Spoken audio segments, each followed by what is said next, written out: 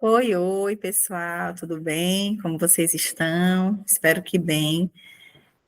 Na aula de hoje, da disciplina Didática, Fundamentos e Práticas, nós vamos falar sobre a utilização de materiais didático-pedagógicos em sala de aula.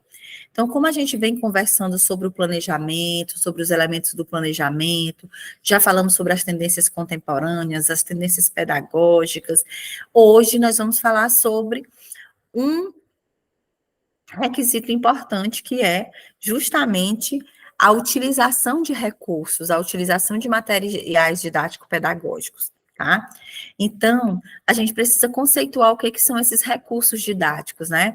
Os recursos didáticos são equipamentos e ou materiais que auxiliam e facilitam o processo de ensino-aprendizagem, através da estimulação de vários sentidos.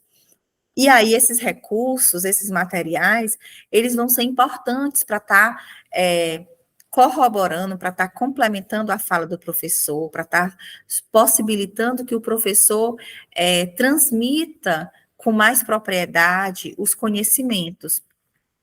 E aí, eu gosto sempre de trabalhar, de apresentar para os meus alunos essa pirâmide, a pirâmide da aprendizagem de William Glasser, para a gente lembrar o quanto que é importante o trabalho com recursos didáticos, com algo que seja palpável, principalmente quando a gente fala de crianças, o tratamento com a aprendizagem, com o desenvolvimento de crianças. Porque o William Glasser diz que a gente aprende 10% do que a gente lê. A gente aprende 20% do que a gente escuta, a gente aprende 30% do que a gente vê, do que a gente observa, a gente aprende 50% quando a gente vê e quando a gente ouve, né? Por exemplo, uma palestra.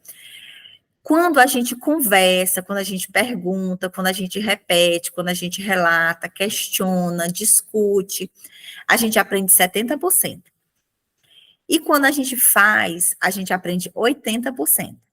Então, esse fazer, esse pegar, esse tocar, esse exercitar, gera um aprendizado muito rico, de 80% daquilo que foi ensinado, daquilo que foi proposto. E, acreditem se quiser, a gente aprende 95% do conteúdo quando a gente ensina. Olha só que legal. Talvez o que eu não sabia sobre recursos didáticos, sobre didática, sobre planejamento, durante essa disciplina que eu estou trabalhando com vocês, eu tenho aprendido muito mais do que o que eu ensinei para vocês, tendo em vista que vocês estão me vendo, vocês estão me ouvindo, mas que a gente não está tendo oportunidade nessa aula aqui, por exemplo, de discutir, de vocês me questionarem, de vocês praticarem. Então, isso não leva vocês ao ápice do aprendizado, mas pode me levar, né, enquanto professora, ao ápice do aprendizado no que diz respeito aos recursos didáticos, no que diz respeito à didática, porque eu preciso estudar e eu, ao mesmo tempo, eu estou ensinando. Olha que legal, que interessante. Então, a gente precisa entender, por exemplo, que os recursos didáticos, eles constituem um importante auxiliar para o formador, para o professor, né? Claro. A sua utilização serve para facilitar a aprendizagem, e não para substituir a figura do formador ou dos conteúdos. Então, essa relação com os recursos didáticos que vocês também estão tendo a partir do ensino à distância, essa possibilidade, ela também é compartilhada na sala de aula pelas crianças, porque as crianças, elas têm a oportunidade de utilizar o livro didático, o caderno, o quadro, os recursos que o professor leva para a sala de aula, e, consequentemente, isso vai facilitando a sua aprendizagem. Quais são as funções dos recursos didáticos? Então, ajudar a desenvolver representações corretas, né? Então, o professor, ele ensina matemática, mas com o material dourado, mas com umas tampinhas de garrafa, mas com pedrinhas é muito mais fácil fazer essa representação. Ajuda a melhorar e compreender as relações das partes como um todo. Então, essa questão da análise, da síntese, também fica muito mais compreensiva a partir do olhar, do toque, do objeto. Apoiar na formação de conceitos exatos, temas que são mais difíceis de compreensão, o uso dos recursos didáticos é fundamental. Consolidar o espírito crítico, e aí quando a gente fala de espírito crítico, a gente precisa pensar que é do aluno, né, mas também do professor, a partir da escolha desse recurso, da oportunidade de melhor análise interpretação. Então, quando há o exercício, né, quando é a prática, quando há a possibilidade de questionamento, claro que vai haver um maior aprendizado.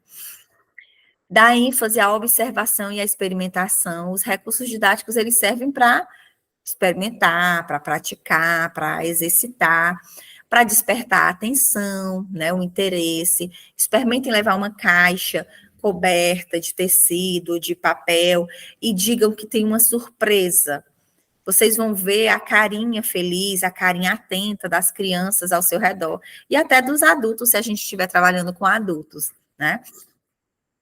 Facilitar a apreensão intuitiva e sugestiva de um tema, melhorar a retenção da imagem visual e da formação, melhorar a fixação e a integração da aprendizagem. Então, os recursos didáticos, gente, eles são inúmeros, milhares, diversos, e eles serão utilizados de acordo com a metodologia do professor. Então, cabe ao professor utilizar uma metodologia adequada, uma metodologia ativa, que, consequentemente, ele vai fazer uso de recursos interessantes, recursos que vão instigar a curiosidade do aluno e, consequentemente, a aprendizagem. Quais são as vantagens no uso dos recursos didáticos? Despertar maior interesse e atenção, que eu acabei de falar para vocês, objetivam o conteúdo das palavras, então a gente percebe que nem precisa, às vezes, falar quando a gente tem um recurso legal, porque as crianças se envolvem, os alunos se envolvem, né?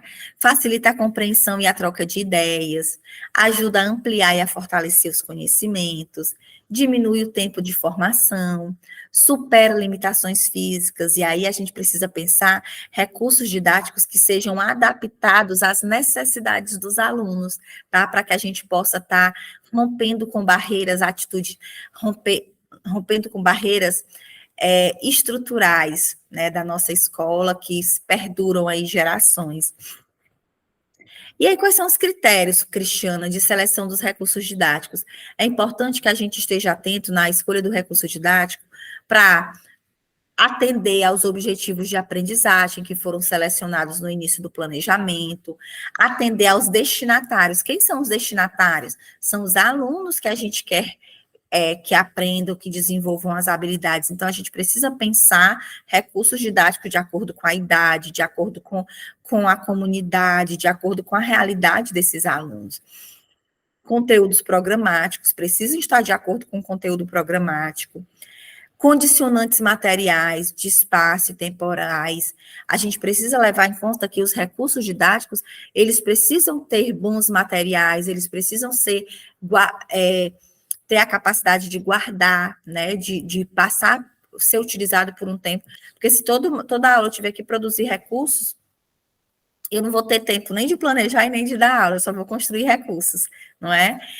A relação custo-benefício é muito importante, então cabe ao professor utilizar sucata, utilizar materiais reciclados, né, reaproveitáveis, fazer uso da sua criatividade, da sua inventibilidade,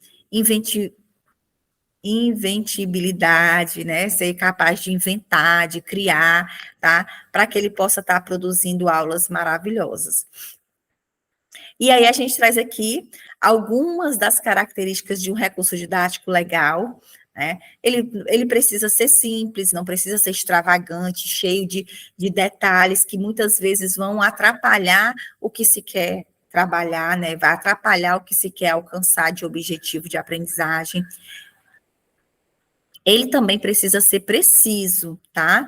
Eu tenho que ter um recurso didático que ele demonstre, como eu falei para vocês anteriormente, que ele apresente de forma clara aquilo que se quer alcançar, e não trazendo possibilidades diversas, caminhos que não são o que a gente deve fazer com clareza, tá?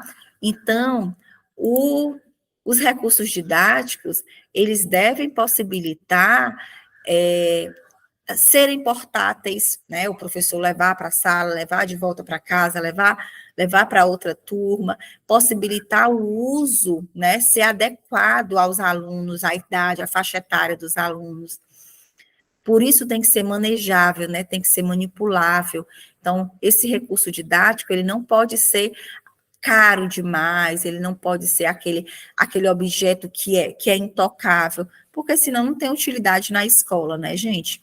E também precisa ser atrativo. Então, se eu tenho um recurso didático atrativo, eu faço com que os meus alunos sintam prazer, sintam-se interessados e, consequentemente, aprendam com satisfação, tá? E aí, dentro dessa classificação dos recursos didáticos, a gente tem os recursos didáticos visuais, né? A gente tem os recursos didáticos audiovisuais e multimídias, tá? Então, esses recursos visuais são os recursos não projetáveis, são recursos convencionais ou são recursos projetáveis. E os recursos audiovisuais, eles são tanto sonoros como audiovisuais, tá? Então, por exemplo, nos recursos visuais, os não projetáveis, que a gente pode considerar quadros, documentos gráficos, maquetes, modelos, jogos didáticos, recursos do meio ambiente, entre outros.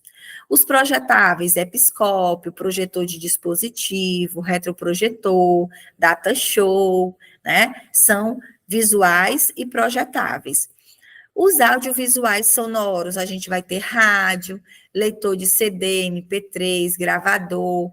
Nos audiovisuais, a gente vai ter câmera de vídeo, câmera fotográfica, televisão, vídeo, filmes pedagógicos, tá? São recursos audiovisuais.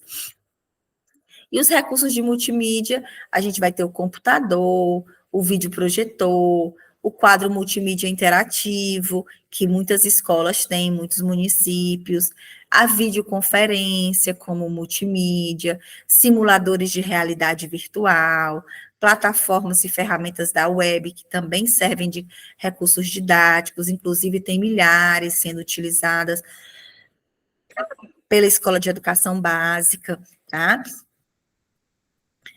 E aí, quero encerrar aqui com vocês, né, falando que quando algum recurso falha, devemos ter sempre um plano B. E aí eu trouxe essa chart para que vocês possam refletir, né, para que a gente possa refletir sobre o aluno que a gente tem hoje, né? O aluno olha para a professora e diz: não há nenhum ícone para clicar?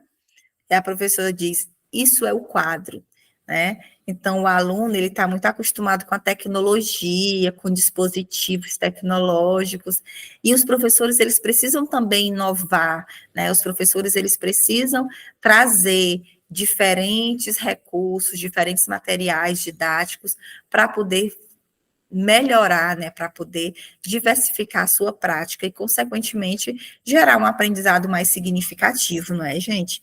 Então, né, após essa aula, eu vou deixar para vocês alguns artigos que eu achei interessante, em que tratam sobre o uso de materiais didáticos, de recursos didáticos na educação básica, tá bom? Para que vocês possam realizar a leitura e que vocês possam cada vez mais sentir-se interessados e apaixonados pela arte de planejar, de preparar uma aula, de construir recursos.